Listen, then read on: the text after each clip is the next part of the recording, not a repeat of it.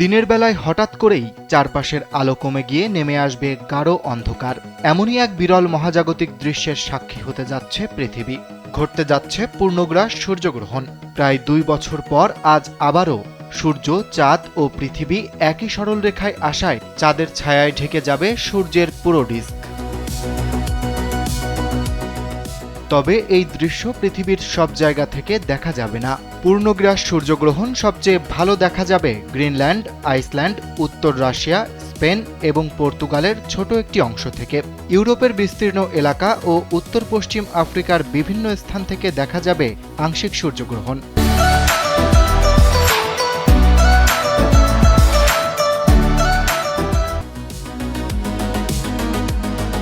নাসার তথ্য অনুযায়ী 2026 সালের এই সূর্যগ্রহণের মূল পথ উত্তর আটলান্টিক পেরিয়ে ইউরোপের দিকে বিস্তৃত হয়েছে। বিশেষ আকর্ষণ তৈরি হয়েছে স্পেনের উত্তর অঞ্চল ও উত্তর পশ্চিম পর্তুগালের কিছু এলাকায়। সেখানে সূর্যাস্তের ঠিক আগ মুহূর্তে পূর্ণগ্রাস দেখা যাবে, অর্থাৎ একই সঙ্গে সূর্যগ্রহণ আর সূর্যাস্ত দুটি বিরল দৃশ্য দেখার সুযোগ সৃষ্টি হয়েছে।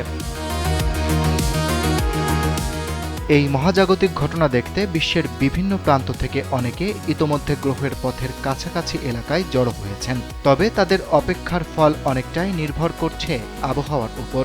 মেঘলা আকাশ কিংবা বৃষ্টি হলে দীর্ঘ অপেক্ষার পরও পূর্ণগ্রাসের মুহূর্তটি সরাসরি দেখা নাও যেতে পারে।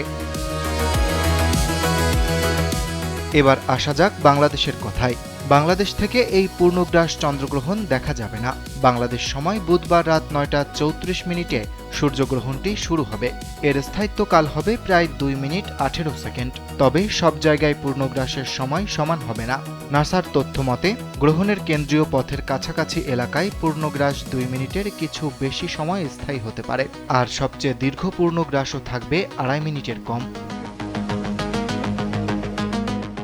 আসলে সূর্যগ্রহণ ঘটে যখন চাঁদ পৃথিবী ও সূর্যের মাঝখানে এসে সূর্যের আলো আংশিক বা পুরোপুরি আড়াল করে।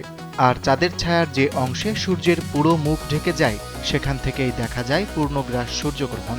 এর আগে সর্বশেষ পূর্ণগ্রাস সূর্যগ্রহণ দেখা গিয়েছিল 2024 সালের 8 এপ্রিল উত্তর আমেরিকায়। প্রায় 2 বছর পর আবারও পৃথিবীর মানুষ পাচ্ছেন এমন বিরল মহাজাগতিক দৃশ্য দেখার সুযোগ।